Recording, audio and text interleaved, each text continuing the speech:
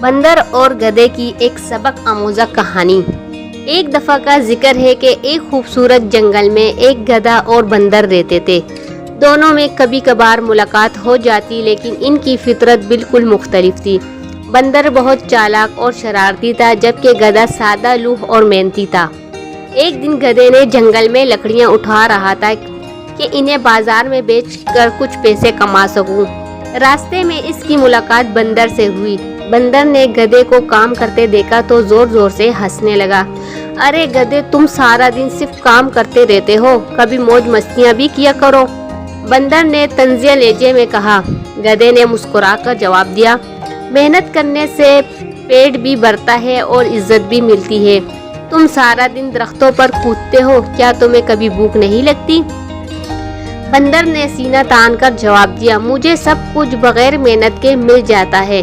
मैं इधर उधर से पल तोड़ लेता हूँ और बाकी वक्त मजे करता हूँ। तुम भी मेरी तरह जिंदगी गुजारो, काम करने की क्या जरूरत है? गधा कुछ लम्हे के लिए सोच में पड़ गया। अगले दिन इसने फैसला किया कि वो भी बंदर की तरह जिंदगी गुजारेगा। उसने लकड़ियाँ उठाने का काम छोड़ दिया और दरख्तों के नीचे लेटकर फल खाने की कोशिश करने लगा। लेकिन मसला ये हुआ कि गधा दरख्तों पर चढ़ नहीं सकता था। इसे पेट भरने के लिए नीचे गिरे हुए फलों पर ही गुजारा करना पड़ा, जो अक्सर सड़े हुए होते थे। कुछ दिनों में गधा कमजोर और बीमार होने लगा।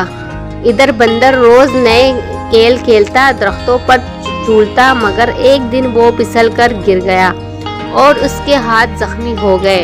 अब वो ना तो दरख्तों पर चढ़ सकता था और ना ही खाना तोड़ सकता था।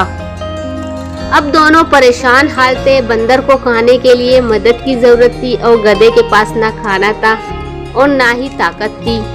तभी दोनों को अपनी गलती का एहसास हुआ। बंदर ने सोचा कि इसे सिखाना चाहिए कि जरूरत पड़ने पर खुद खाना भी आना चाहिए।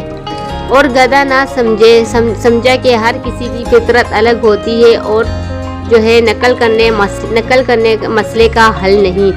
दोनों ने फैसला किया कि वो एक दूसरे की मदद करेंगे। गधा बंदर को खाने के लिए जमीन पर फल तलाश करके देता और बंदर जब ठीक हुआ तो वो दोबारा गधे को काम में मदद करने लगा।